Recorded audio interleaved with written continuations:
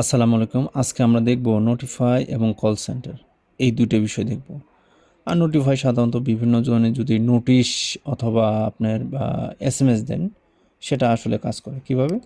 আপনি batch select করবেন, করার পরে এখানে স্টুডেন্ট নেম আর রুল আছে। আপনি যদি স্টুডেন্ট নেম দেন, দেওয়ার পরে একটা মেসেজ লিখতে পারেন তাকে কিভাবে আপনি মেসেজে কি জানাতে চান, আজকে কোচিং বন্ধ অথবা কোচিংয়ের সময়সূচি অথবা বিশেষ পরীক্ষা, এইভাবে এই বিষয়টি জানাতে পারেন। এখানে আপনার মেসেজ ওয়ালেট ক্রেডিট দেখতে পারবেন। এখানে ক্রেডিট সাধারণত 0।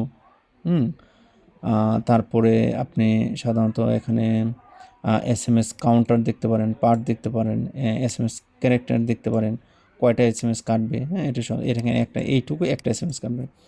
আমি যদি একটু লিখি, লেখার পর এখানে লিখবেন, লেখার পরে যখন এটা লেখা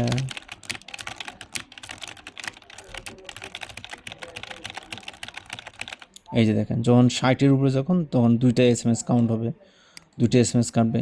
আপনি যখন ক্লিক করবেন, এই ব্যাচের আন্ডারে যত স্টুডেন্ট আছে তাদের কাছে একটা এসএমএস চলে যাবে।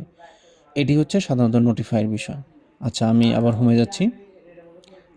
যাওয়ার পরে আমি তারপরে যাচ্ছি কোথায়, এই যে কল সেন্টার। এখন মনে করেন অভিভাবকদের নাম্বার আপনি কিভাবে কালেক্ট করবেন, অথবা স্টুডেন্টের নাম্বার কিভাবে কালেক্ট করবেন, সরি কালেক্ট না তো, আপনার কল করবেন কিভাবে, যেহেতু কল সেন্টার, এটা আমি ভুল বলছি। তো সাধারণত এখানে 2টা নাম্বারই দেখতে পারবেন, একটা হচ্ছে অভিভাবকের, একটা হচ্ছে স্টুডেন্টের। এখানে সাধারণত সমস্ত স্টুডেন্টদের নাম্বার দেওয়া আছে। আপনি যদি মনে করেন যে অভিভাবকদের ফোন করা কথা দরকার, বিশেষ প্রয়োজন, তখন আপনি এখান থেকে আসবেন, আসার পরে অভিভাবকের নাম্বার দেখতে পারবেন এবং স্টুডেন্ট নাম্বার দেখতে পারবেন। আমি একটা অভিভাবকের নাম্বার করে দেখাই আপনাকে। স্টুডেন্টের মধ্যে এই যে এই স্টুডেন্টে এডিট করার পরে এখানে আপনি অভিভাবকের নাম্বার দিলাম, দিয়ে সেভ করলাম।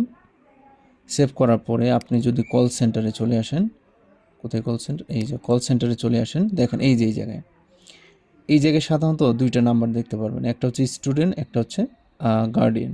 আপনি এই যে কল বাটন আছে, এখানে ক্লিক করলে আপনার ডায়াল প্যাড ওপেন হবে, তখন আপনি শুধু সিম সিলেক্ট করে কল দিতে পারবেন।